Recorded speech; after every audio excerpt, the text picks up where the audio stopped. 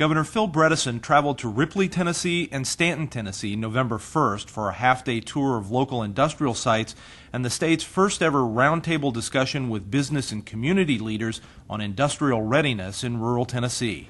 I really want to get economic development jump-started in some of the rural areas, and I came here to Ripley because they've had some real successes. I want to find out what's working, what's not working, and just it helps to see things on the ground.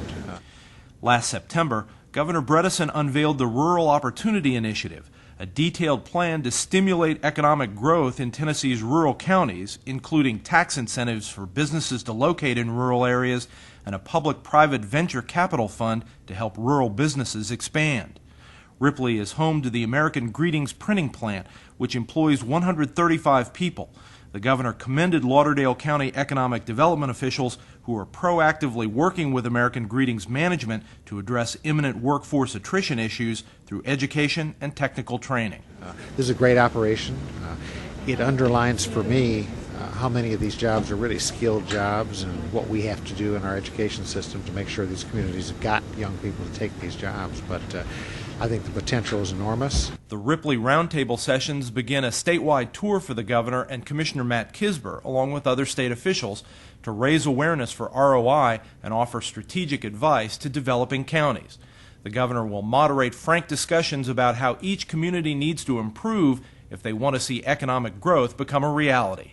It's important that the local officials and local industrial development people interact and get to talk to folks on the state level so that together both the state incentive programs that are controlled by the state of Tennessee and the local incentive programs are married together so that we can form an integrated, combined approach to industrial development. Focal points of the discussion include the coordination of economic development and educational attainment, the role of colleges and universities in preparing an adequate workforce, the responsibility of communities in accepting ownership for job creation, and the need to build relationships between community leaders and members of the General Assembly.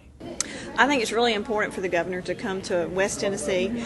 There's a lot of good things going on in West Tennessee, and we're all working hard. We've all got good things to offer, and we sometimes get discouraged because we don't know why we're not getting the projects. So for him to give us special attention and to come here and say, what do you need? What have you got going for you? What can we help you with?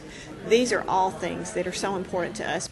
Lisa Hankins is part of a team that sought out feedback from American Greetings officials on how to maintain the mutually beneficial relationship between the city and the company. In conjunction with an internet connectivity study funded by an ECD grant in 2007, county leadership went to the American Greetings headquarters in Cleveland, Ohio, to meet with a company vice president to address a mounting workforce attrition problem and to seek out solutions that would keep the plant in Ripley open. This is the first time we've had a community come up here proactively telling us, we understand your pain and we're trying to do something about it. And actually acknowledging there's a big problem here and we really want to solve it. They basically opened their door carte blanche, and David Ring here and David Oaks are a testament to the cooperation level that we're getting from American Greetings. Now Ripley is also working with American Greetings to develop an internship program for students who want to enter the printing business, and the community is planning on expanding its relationship to other West Tennessee printing facilities and ultimately other industries in the coming years. Additionally, every school in Ripley has wireless internet access, all teachers work from laptops, and the city is working to provide laptops for every student in the 6th, 7th, and 8th grades. The leadership here is to be commended for not only looking at what that is today, but being proactive in looking at where they need to be 10 to 15 years from now and putting those skills, training activities in place so they can sustain the growth that they've been fortunate to experience. The governor's visit to Ripley also included an aerial tour of the Stanton megasite in Haywood County, considered by knowledgeable site selection experts to be the leading large industrial site in the southeast. The governor plans to hold future half-day tours in other rural areas around the state.